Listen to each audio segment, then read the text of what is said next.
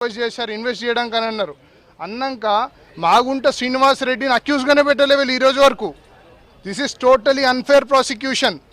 ఇంకొక విషయం కోర్టు ఏమన్నదంటే ఒక్కొక్క విట్నెస్ని ఒక్కొక్క అక్యూజ్ని వాళ్ళు 6 నుంచి 8 స్టేట్మెంట్స్ ఉన్నాయి, కానీ వాళ్ళు ఒకటే స్టేట్మెంట్ అరెస్ట్ అయినాక ఇచ్చిన స్టేట్మెంటే తీసుకుంటున్నారు. కోర్టు అది కూడా అడిగింది, ఎందుకు ఇంతకుముందు ఇచ్చిన 4 కానీ 5 కానీ స్టేట్మెంట్లు పరిగణలోకి ఎందుకు తీసుకోలేదని. దానికి వాళ్ళ దగ్గర ఆన్సర్ లేదు. సో వాళ్ళు 5 సార్లు స్టేట్మెంట్లు ఇచ్చినా దాంట్లో ఏముండదు. దట్ నథింగ్ అగేన్స్ట్ మీ, నేను ఎఫ్ఐఆర్లో లేదు, ఎక్కడ లేను, నేను ఆ స్టేట్మెంట్లు ఎక్కడ కూడా లేదు. తర్వాత వాళ్ళు అరెస్ట్ చేసిన తర్వాత మేము సఫర్ చేస్తాం, ఇబ్బంది పెడతామంటే తను ఒక స్టేట్మెంట్ ఇస్తారు, ఈ క్రైమ్కి నాకు సంబంధం ఉందనో సమ్ ఎక్స్వైజెడ్ స్టేట్మెంట్ ఇస్తారు. ఆ ఒక్క స్టేట్మెంట్ని రిలే అరెస్ట్ అవుతారు. సో దానికంటే ముందు ఇచ్చిన 4 స్టేట్మెంట్లు అవన్నీ పరిగణలోకి తీసుకోవాలని సుప్రీంకోర్టు చెప్పడం జరిగింది. ఎవరైతే స్టేట్మెంట్స్ ఇచ్చారో అగేన్స్ట్గా వాళ్ళు అక్యూజ్ కూడా కాదు ఈరోజు. సో టోటల్ అన్ఫేర్ ప్రాసిక్యూషన్ అయింది. ఇన్ని రోజులు తన అన్యాయంగా లోపల కస్టడీలో పెట్టారని చెప్పడం జరిగింది. అండ్ మహిళకి వర్తించదని ఢిల్లీ హైకోర్టు జడ్జిమెంట్ ఇచ్చింది. దాన్ని కూడా తిప్పికొట్టి సుప్రీంకోర్టు ధర్మస్థానము మహిళా ఎగ్జామ్షన్ వస్తుంటుంది సెక్షన్ 45 ప్రొవిజన్లో. తన మహిళ అయినంత మాత్రాన తనకి అంటే వీళ్ళు ఇచ్చిన డిస్టింగ్విష్మెంట్ హైకోర్టు ఏమన్నారంటే చదువుకున్నారు, ఇన్ఫ్లుయెన్షియల్ మహిళ, అందుకనే తను వేరే మహిళ కేటగిరీలోకి వస్తుందని అన్నారు. సుప్రీంకోర్టు ఈరోజు క్లియర్గా చెప్పడం జరిగింది, ఎక్కువ చదివినంత మాత్రానో ఎంపీ అయినంత మాత్రానో ఎమ్మెల్యే అయినంత మాత్రానో తను మహిళ కాకుండా పోదు. ఆ జడ్జిమెంట్ని టోటల్గా క్వాష్ చేశారు. ఆ జడ్జిమెంట్ ఎక్కడ కూడా బైండింగ్ కాదు అని చెప్పడం జరిగింది. సుప్రీంకోర్టు ఇంతకుముందు ఒక జడ్జిమెంట్ చెప్తే ఆ జడ్జిమెంట్ని తప్పుగా కోట్ చేశారండి హైకోర్టుని సుప్రీంకోర్టు చెప్పడం జరిగింది. సో ఇవన్నీ చూసుకుంటే అసలు అరెస్ట్కి వీళ్ళ దగ్గర మెటీరియల్ లేదు.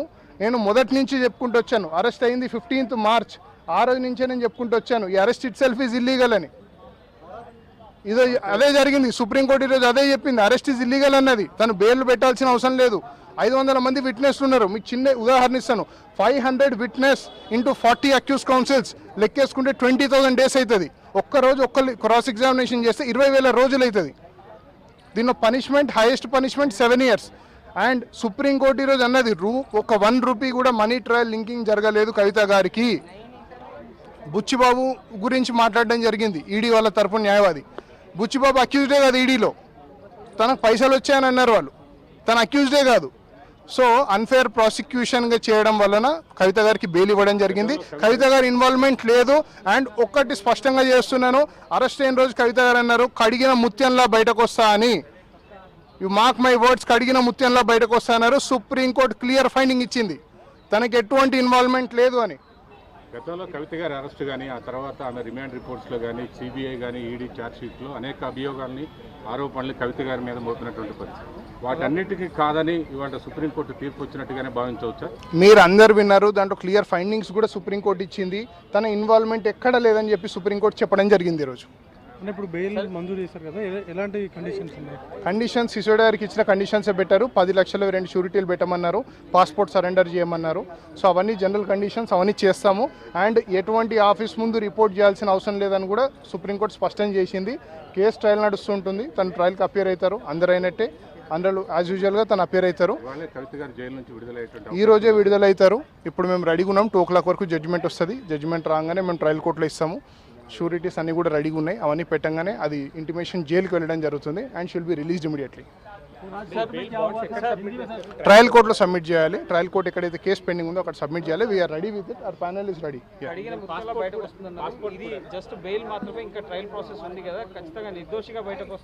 తను బెయిల్ మీద ఏవేవైతే తన మీద అభియోగాలు మోపారో అవన్నీ సుప్రీంకోర్టు తిరస్కరించింది ఈరోజు. That's it self is sufficient.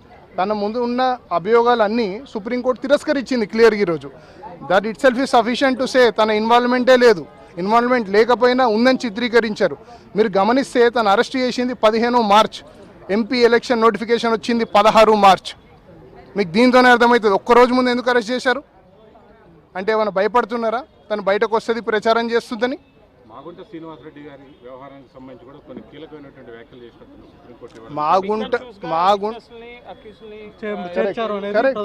Correct. అది నేను మొదటి నుంచి చెప్తూనే ఉన్నాను. మాగుంట శ్రీనివాస్ రెడ్డితోనే క్రైమ్ స్టార్ట్ అయింది అని అన్నారు. సో మాగుంట శ్రీనివాస్ రెడ్డిని అక్యూజ్గా పెట్టలేదు. అయితే ఈ క్వశ్చన్ సుప్రీంకోర్టు అడిగితే ఈడీ వాళ్ళ న్యాయవాది ఏం చెప్పారంటే తను చేతులు దులుపుకున్నారని చెప్పారు. తను చేతులు దులుపుకున్నారని చెప్పారు కోర్టుకి. అంటే ఎవరో ఒక XYZ పర్సన్ క్రైమ్ చేస్తాడు, ఆయన చేతులు దులుపుకుంటే ఆయన మీద అక్యూజ్ చేయరు ఆయనని. కానీ ఎవరికైతే సంబంధం లేదో, రిమోట్గా కూడా కనెక్షన్ లేదు, 1 రూపీ మనీ ట్రైల్ దొరకలే ఆమె దగ్గర. తను కేవలం ఒక ఫార్మర్ చీఫ్ మినిస్టర్ బిడ్డ కాబట్టి అరెస్ట్ చేయడం జరిగింది ఈరోజు. No material at all for her arrest.